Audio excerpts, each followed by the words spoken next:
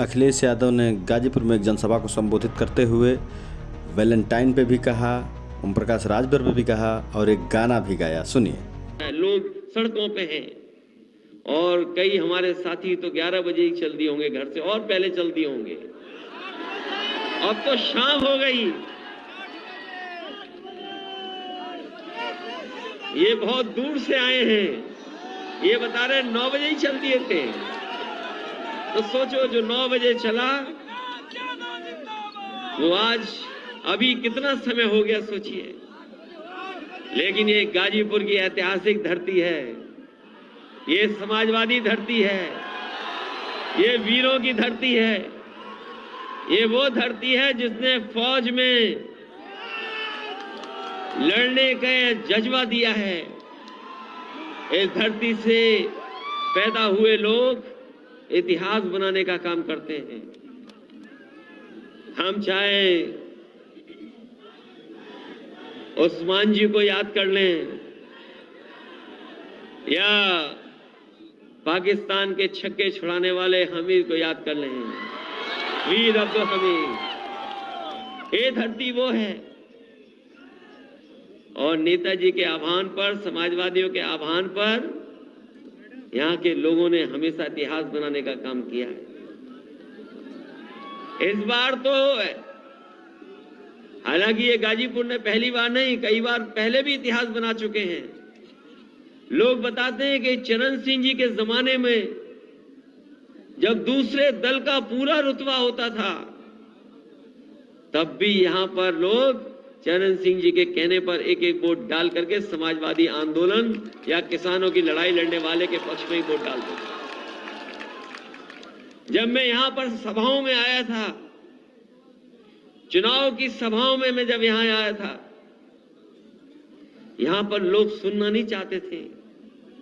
वो इंतजार कर रहे थे कि वोट कब डालने का मौका मिलेगा। मंच रहा होगा, मंच से दूरी खत्म कर दी थी यहां के नौजवानों ने, मुझे याद है। और केवल गाजीपुर में नहीं, उस चुनाव में मैंने गाजीपुर से लेकर के आखिरी आपके शामली से लेकर के उन इलाकों में भी देखा था कि अगर कहीं चुनावी सभा समाजवादियों की थी तो बल्ली और जनता का कोई हिसाब किताब नहीं था, कोई रोक नहीं पाया। आज रिजल्ट कुछ भी आ गया हो, किसी की भी सरकार बन गई हो, किसी की भी सरकार बन गई हो, लेकिन जनता की सरकार तो केवल समाजवादी बना सकते हैं, दूसरे लोग नहीं बना सकते। जनता के बीच अगर आज भी कोई याद कर रहा है तो वो समाजवादी लोगों की सरकार याद कर रहे हैं। ये सरकार तो कुछ है ही नहीं। सरकार क्या है? ये सरकार सोचो आप, ये कोई सरकार है? अभी दिल्ली की सरकार ने एक फैसला लिया है, हालांकि 14 तारीख जो फरवरी की होती है बड़ी अलग तारीख है। इसको मैं पीढ़ी की दूरियां मानूं, क्योंकि हमारे बुजुर्ग पूछेंगे मैं क्यों 14 तारीख की बात कर रहा हूं। ये जो 14 तारीख को भारतीय जनता पार्टी ने एक नए तरह का फैसला लिया है। हालांकि दिल्ली वालों ने लिया है, लखनऊ वाले पता नहीं मनाएंगे कि नहीं मनाएंगे। फैसला दिल्ली से हुआ है। पत्रकार साथी, वो जो चिट्ठी निकली वो सही है कि नकली है? जब मैंने उसको पढ़ा पहली बार कि भारतीय जनता पार्टी के लोग 14 फरवरी को कोई हक दिवस मनाना चाहते हैं। ये अंग्रेजी का शब्द है कि हिंदी का शब्द है? अगर ये अंग्रेजी का शब्द है तो इसका मतलब कुछ और है। अगर कोई कंफ्यूज हो जाएगा हिंदी को लेकर के तो इसका पूरा का पूरा गुड़ गोबर हो जाएगा। कैसे लोग हैं बताओ? ये नई तरह का व्यापार चला रहे हैं बीजेपी के लोग। इनके यहां बैंकों से नहीं मिल रहा है पैसा, कुछ सूदखोर हैं बीजेपी के, पता नहीं कहां से पैसा लेकर के आते हैं, वो बांट रहे हैं लोगों को। जीवन में नहीं कर सकता, इतना इंटरेस्ट वसूल रहे हैं। और उसका परिणाम ये हुआ, एक नंदलाल गुप्ता ने कुछ सूदखोरों से पैसा ले लिया अपने कारोबार के लिए, व्यापार के लिए, वो लौटा नहीं पा रहा था। उन सूदखोरों ने इतना डराया धमकाया कि उसे आत्महत्या करनी पड़ गई। और सोचिए आज के समय पर कैसे आत्महत्या की उसने। इन नौजवानों ने देखा भी होगा, फेसबुक पे लाइव कर करके आत्महत्या की। बताओ, इन बीजेपी के लोगों को डूब के मर जाना चाहिए। जो लोग एमओयू कर रहे हैं, जो बड़े बड़े एमओयू कर रहे हैं, व्यापारियों की जान ले रहे हैं। अभी उसके परिवार ने कहा कि बुलडोजर नहीं चला,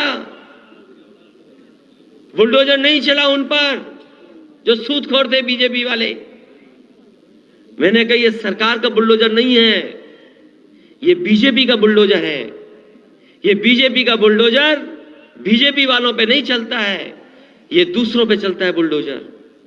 और ये जो बुलडोजर की संस्कृति लेकर के आए हैं, याद रखें इस सरकार वाले लोग, अगर बुलडोजर यहां चला है तो बुलडोजर बनना बंद नहीं होंगे। बुलडोजर बनने वाले कारखाने बंद नहीं होने वाले। बताओ, हम समाजवादियों के कितने नेताओं को कितना अपमानित किया इन्होंने, झूठे मुकदमे लगे हैं उन पे। और यहां पर जितने कार्यकर्ता नेता होंगे वो महसूस करते होंगे कि इस सरकार में झूठे मुकदमे लगते हैं। अभी आपने देखा होगा कि कुछ दिन पहले कुछ लिखने पर एफआईआर हो गई एक कार्यकर्ता पर, हमें पुलिस हेडक्वार्टर जाना पड़ा। वही पुलिस हेडक्वार्टर जो समाजवादियों ने बनाया। दुनिया में अगर पुलिस हेडक्वार्टर देखेंगे आप, तो आपके भी पुलिस के लिए सबसे बेहतरीन पुलिस हेडक्वार्टर बनवाया। वहां जाना पड़ा क्योंकि कुछ लिख दिया तो उसमें झगड़ा हो गया। बीजेपी वाले कुछ भी लिख सकते हैं, उनके पे कार्रवाई नहीं होगी, एफआईआर नहीं होगी। अगर समाजवादी लोग लिख देंगे तो एफआईआर हो जाएगी। और जात के आधार पर भेदभाव करते हैं ये लोग, धर्म के आधार पर भेदभाव करते हैं। ये जात के आधार पर, धर्म के आधार पर भेदभाव हमें लोकतंत्र में और संविधान में कहीं ऐसा नहीं है कि जात और धर्म के आधार पर हम भेदभाव करें। लेकिन भारतीय जनता पार्टी के लोग और इनकी सरकार में बैठे लोग लगातार इसी तरह का भेदभाव कर रहे हैं। अभी कुछ सवाल खड़े हो गए, कहीं से सवाल ऐसा खड़ा हुआ जिसका जवाब बीजेपी के पास नहीं है। इसीलिए मैंने कहा कि हम जनता के सामने नहीं सवाल करेंगे बीजेपी से, हम सदन में जाकर के पूछेंगे उनसे। क्योंकि जो हमारे मुख्यमंत्री हैं केवल संविधान की शपथ नहीं लेकर के बैठे हैं, वो किसी मठ से भी आए हैं। और मठ पर तो इसलिए आ गए क्योंकि उनके परिवार के लोग पहले मठ में थे। अगर उनके परिवार के लोग मठ में नहीं होते तो शायद मठ पर नहीं पहुंच पाते। उन्हें हमारा और आपका परिवारवाद तो दिखता है, लेकिन उन्हें अपना परिवारवाद नहीं दिखाई देता है। उन्हें अपना परिवारवाद नहीं दिखाई दे रहा है। और इनके जो फैसले हैं, इनकी आप कल्पना नहीं कर सकते। यही पूर्वांचल के लिए कहते थे, एक्सप्रेसवे के लिए, कि ये भ्रष्टाचार वाला पूर्वांचल एक्सप्रेसवे है। याद है कि नहीं याद है? इस हाईवे को कहते थे ये समाजवादियों ने इसमें लूट की है। अरे कभी लूट देखनी हो तो बुंदेलखंड एक्सप्रेसवे की देख लेना, क्या लूट हुई है वहां पर। प्रधानमंत्री जी ने उद्घाटन किया, इंद्रदेव ने बारिश कर दी, गड्ढे गड्ढे हो गए, पूरा एक्सप्रेसवे बह गया।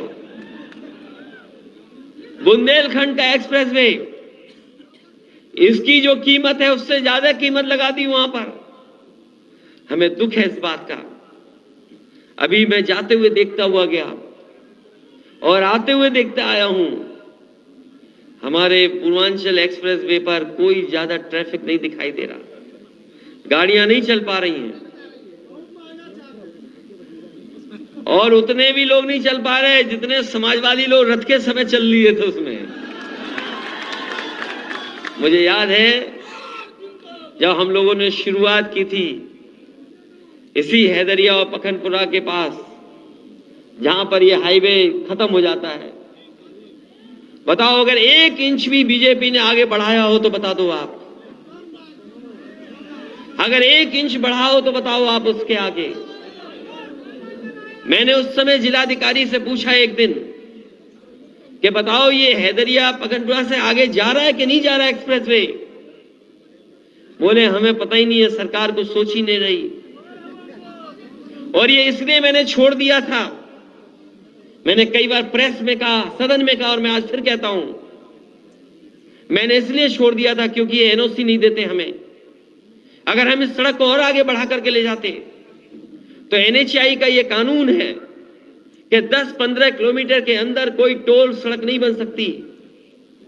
इसलिए मैं जानता था कि ये एनओसी नहीं देंगे और अगर एनओसी नहीं देते तो शायद ये एक्सप्रेसवे नहीं बन पाता। इसलिए मैंने 15-20 किलोमीटर छोड़ दिया, आगे नहीं जोड़ा जा करके, और उसके कारण ये सड़क बनकर के तैयार हो गई। और ये सड़क इसलिए बना रहे थे, ये केवल चलने के लिए नहीं थी, शहर को जोड़ने के लिए नहीं थी, इसके आसपास हम मंडी बनाना चाहते थे। आप हमारा घोषणा पत्र उठा करके देखिए, इसके आसपास मंडी बन रही थी और इसके आसपास हम अपने नौजवानों के लिए ट्रेनिंग इंस्टीट्यूट बनाते, 1 साल की ट्रेनिंग पाते और कहीं ना कहीं उन्हें रोजगार या नौकरी मिल जाती। हमारा अधूरा सपना वही रह गया, हम लोग नहीं बना पाए। लेकिन दुर्भाग्य देखो, जिन्हें सरकार में मौका मिल गया, एक बार नहीं दूसरी बार, वो नहीं बना रहे, उस सड़क को आगे नहीं ले जा रहे हैं, आगे नहीं ले जा रहे हैं। और मैं आज इस मंच से खड़ा होकर कह सकता हूं, अगर समाजवादियों ने वो सड़क न बनाई होती ऐसी, तो शायद देश के प्रधानमंत्री उस सड़क पर कभी अपना हवाई जहाज नहीं उतार सकते थे। अगर किसी कारण उनका हवाई जहाज उतरा है तो वो समाजवादियों की देन है और समाजवादियों की सोच है, इसी वजह से हवाई जहाज सड़क पर उतर गया था। अभी एक मुख्यमंत्री जी के साथ हम लोग कार्यक्रम में गए थे तेलंगाना, वहां के मुख्यमंत्री केसीआर साहब ने हम सबको बुलाया था। उस सभा में एक मुख्यमंत्री ने बड़ी अच्छी बात कही, उन्होंने कहा कि ये रेल, ट्रेन, एलआईसी, सरकारी संस्थाएं सब बेच रहे हैं, एक एक करके बेच दिया, पानी का जहाज पोर्ट बेच दिया, रेलवे बेच दी, हवाई जहाज बेच दिए, हवाई जहाज के अड्डे बेच दिए, एलआईसी बेच दी, बैंक बेच दी, लेकिन एक चीज खरीद ली इन्होंने, मीडिया।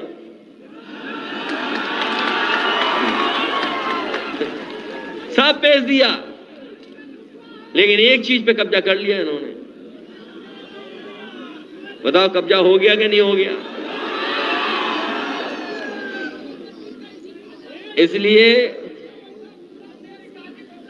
इसलिए हमें और आपको मिलकर के और जोड़ करके कामयाब होना है। हालांकि हम लोग बाई इलेक्शन में आजमगढ़ पीछे रह गए थे, उसके कारण कोई हो, लेकिन मैं जानता हूं इस बार गाजीपुर से लेकर के आजमगढ़ से होते हुए और आखिरी तक आप देखना समाजवादी पार्टी का कितना झंडा बुलंद हो इस बार। ये मैनपुरी भी हराना चाहते थे नेताजी के क्षेत्र में, ये नेताजी के क्षेत्र में मैनपुरी में भी चुनाव हराना चाहते थे। पहले इन्होंने अधिकारियों की सेटिंग की, फिर इन्होंने पुलिस की सेटिंग की, अधिकारी की सेटिंग की, और फिर इन्होंने ये भी तय किया कि कौन पुलिस वाला जाएगा, कौन नहीं जाएगा वहां पर, और जनता को भी लालच दिया, सोचो। लेकिन मुझे खुशी है इस बात की, जितने भी हमारे मंच पे नेता बैठे हैं और बहुत सारे साथी यहां से गए थे, गाजीपुर से, आजमगढ़ से, बनारस से, बलिया से, वो लोग गांव-गांव बैठ करके उन्होंने समझा दिया और परिणाम ऐसा निकला कि बीजेपी का पता नहीं लगा वहां पर बीजेपी कहां पहुंच गई। इसलिए जहां आपने ऐतिहासिक परिणाम दिया है, ये विकास नहीं कराएंगे, ये हमारा और आपको विनाश की तरफ लेके जाएंगे। ये जो बजट है इनका, ये जो बजट आया दिल्ली वाला, ये विदाई बजट है। इसके बाद कोई बजट नहीं ला पाएंगे ये लोग। विदाई बजट है और मित्र को बचाने में लगे हुए हैं मित्र लोग। और सच्चाई भी यही है कि मित्र की पहचान बुरे वक्त में होती है। अगर मित्र डूबा है तो हम लोग देखेंगे मित्र बचा पा रहे हैं कि नहीं बचा पा रहे हैं। ये बात तो समझ गए होगे ना आप। और कुछ लोगों की बात नहीं मानना, कुछ लोग कभी इधर होंगे तो कभी उधर होंगे, उनकी बात मत मानना। और उनकी बात आधी अधूरी है। मैंने याद होगा जब मैं आया था चुनाव में, तब भी मैंने गाना पूरा करके दिखाया था। एक कोई थे, वो कहते थे कि चल सन्यासी मंदिर में। क्या था?